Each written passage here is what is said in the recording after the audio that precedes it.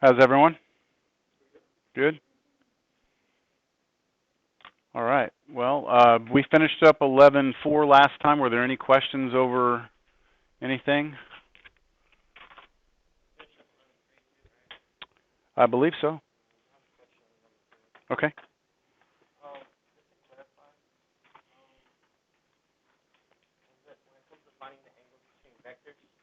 Uh-huh. Yes. Mm-hmm. Yes, so if you have 3 points, you want to find, let's say, connecting these with lines. If you want to find theta, you have to create a vector that goes from here to here, right? And then the tail of the other vector needs to be in the same place, here to here, and that will give you theta. Yeah. Yes. Mm-hmm. Correct.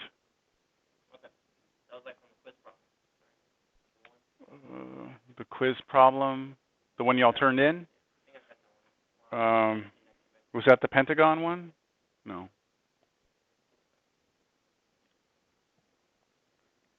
Yeah, the Pentagon one, you had to make sure that they were tail to tail when you were looking at the angles.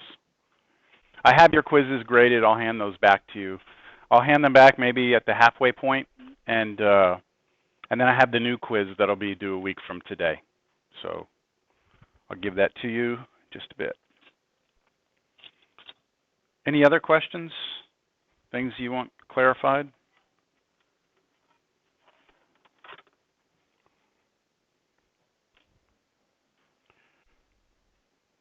Okay. Yes, sir. Yep. All right, so we're going to start dealing with equations of lines and planes today. I think I said last time the course is going to kind of start picking up speed here, so I think this is the first time you probably will have seen something like this if you have not taken Cal 3 before. So we are familiar with equations of lines from college algebra, right? I mean, the standard equation of a line, we had two forms like y equals mx plus b, right? And then we could have another form. Exactly, y minus y1 equals m times x minus x1. Okay, so we have ways of finding the equations of lines in two-dimensional space. It usually requires 2 points, right? Or a point and a slope. That's the way we found equations of lines in two-dimensional space. So now, what we'd like to do is try and get an equation of a line in three-dimensional space instead of two-dimensional space. And we're going to have a general formula that will apply for 2 also. So before we can begin, I say here, given two vectors r0, r0, and r1, if we compute r1 minus r0, the resultant vector is equivalent to the vector from the tip of r0 to the tip of r1. So what I'd like to do is draw this so we're all comfortable with it. Okay, if I have a vector r0, and I draw another vector r1, I'll attach them tail to tail.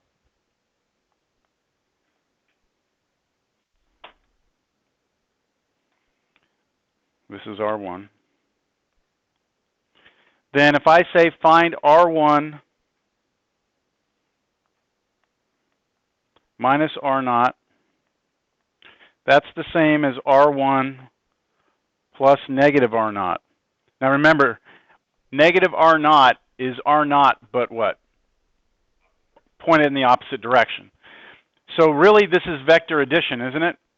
I'm going to be taking r1, I'm going to add to it the vector r0, but pointed in the opposite direction. So I'm going to attach it tip to tail. I'm going to take the tip of r1 and attach it to the tail of negative r0. Now let me just draw here negative r0. This is negative r0, right? So if I take the tail of that, take this thing and slide it up to the tip of r1, right up here, we should get something like, I don't know, you buy that? So this is R1 plus negative R0. So the resultant vector is that you really just went from that starting point, the tail of R1, to this point right here. Oops, I didn't connect them, but do you understand that's this? Okay, so this is R1 minus R0. Anyone disagree or have a question? No. Mm-hmm. Tip to tail, adding vectors, yes.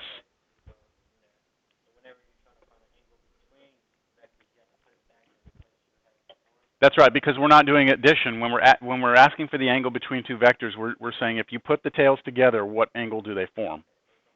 Whole different thing. Yep. Now my picture is limited because I didn't do a great drawing, but I was trying to get us to see here that if we're given two vectors and we subtract R1 minus R0, the resultant vector is equivalent to the vector from the tip of R0 to the tip of R1. Do you see that? This black vector here is actually the vector connecting these two. Again, it's because my drawing sucks that they don't look parallel, do they? I'd have to redraw it, make sure that this length is the same as that one. But do you agree that it would give you the same thing?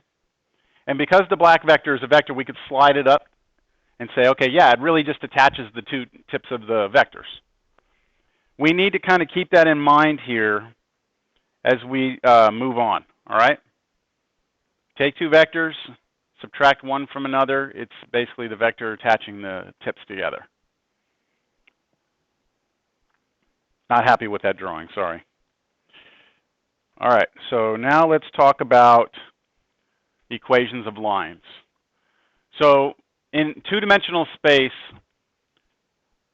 let's look at a line, all right, and notice that for every point, okay, every point on this line, there is a corresponding vector, which starts at the origin and goes and terminates at some point on the line, right? So that point could be represented also as the vector that points from here to here, right? Vectors and points aren't the same thing, but did this happen last time? No? Okay. I have a real bad feeling about this today here.